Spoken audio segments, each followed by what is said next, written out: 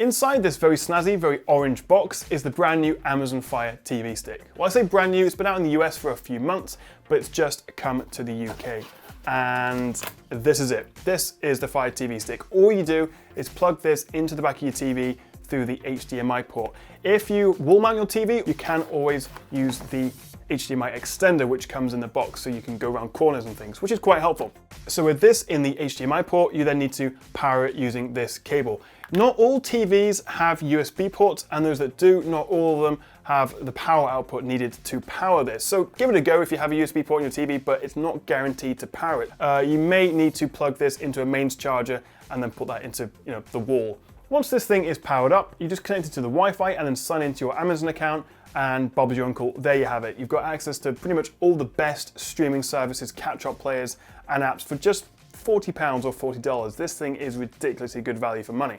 So the US and the UK versions are similar, but you do get access to different services. So for example, we both get Netflix, YouTube, Amazon, Spotify, Twitch, and Plex, whereas the UK gets the likes of iPlayer, ITV, and 4OD, whereas the US gets things like HBO Now, Showtime, and ESPN. So with this one here in the UK, I could stream some Better Call Saul on Netflix, watch some YouTube videos, or maybe even catch up on the Graham Norton show on iPlayer. Now, streaming sticks aren't exactly new, but what makes this really stand out is simply how fast and responsive it is. Until now, I was using the most recent Roku stick, and it took such a long time to start up, and navigating between apps was just painful sometimes. This Amazon Fire Stick feels as fast and as fluid as swiping through apps on an iPad or a smartphone. The interface is really easy to use though, it's really straightforward, and it's just generally a pleasure to use, and it's a lot faster than the old Fire Sticks. But as well as all that, one of the big new features is the Fire Stick's support for Amazon's Alexa voice assistant with access to over 7,000 of her skills. Just tap the mic button on the remote and you can say launch iPlayer, play music from my Spotify, or maybe even search YouTube for tech Chap videos, because obviously everyone wants to do that. So if you've ever used an Amazon Echo or a Dot, you pretty much know how Alexa works. But if you want to find out more, you can click up here for my full review of the Echo and also versus the Google Home if you want to find out more. But as cool as Alexa is, the voice recognition doesn't work every time, and there's also a fair few services that Alexa just doesn't work with on the TV stick. It's really tailored to Amazon's own video services. For example, you can't ask Alexa to search for a specific show within, say, iPlayer. But while Alexa is a nice addition, you don't have to use it, and sometimes it's easier just to use the remote. It's great not having a billion buttons to overcomplicate things. So the main differences between the new Fire TV stick and the older ones is that this, as I say, includes Alexa voice support, as well as a faster quad-core processor, up from dual-core on the last one.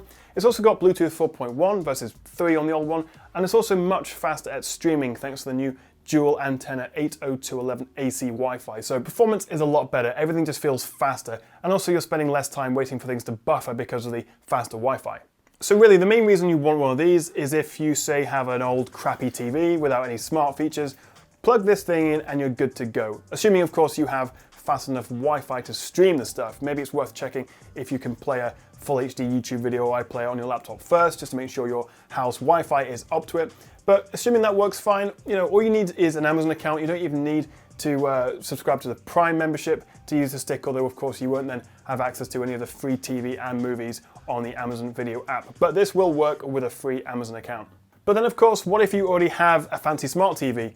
Well, it becomes a bit less useful then, because most of those apps will be available to you on the TV. Although to be fair, 4OD, for example, in the UK isn't actually available on my fairly new Samsung TV, which is where I guess a Fire TV stick could come in handy. Now, unfortunately, the Fire TV stick does not support 4K or HDR content. It's limited to 1080p. So if you do want to stream Ultra HD content or play more demanding games, you'll want to go with the more powerful Amazon Fire TV box, which costs £80 or $80, twice as much as the stick. I did notice on the Fire TV stick that when I played Crossy Road, the frame rate wasn't great. It was a bit laggy. It wasn't really smooth enough to enjoy or play properly. So if you do want to do gaming, I would recommend paying that extra for the Fire TV box. So there aren't really any downsides to this. The only issue may be that you just don't need one, because perhaps you have a high-end TV with access to most of the apps, or you have a PS4 or an Xbox and you can stream apps that way. So some people aren't going to need this. It really is for those who don't have any other sort of boxes or high-end TVs. It's just a great way to access all the best on-demand content. If you own one of the older Fire TV sticks, it's not necessary to upgrade. You're not getting anything fundamentally better, but it is a lot faster and it's a lot nicer to use. So if you do use it a lot again, £40, 40 bucks, it really is not going to break the bank. So I would recommend upgrading because it's just a lot nicer experience. So yeah, it's just a straightforward little TV dongle that goes into the HDMI port on your TV and gives you access to lots of smart TV features. It's pretty neat, and as I say, for £40 you really can't go wrong. And a lot of people I've spoke to think this is a great way of getting, say, your parents, or as I say, less techie people, into the wonderful world of streaming and on-demand TV and movies. So if you want to find out more about the Fire TV Stick, or maybe even buy one, you can find links in the description below. And if you have any questions at all, let me know in the comments. Thank you very much for watching, guys. Do make sure you like, share, and subscribe if you enjoyed the video, and I'll see you next time right here on the Tech Chat.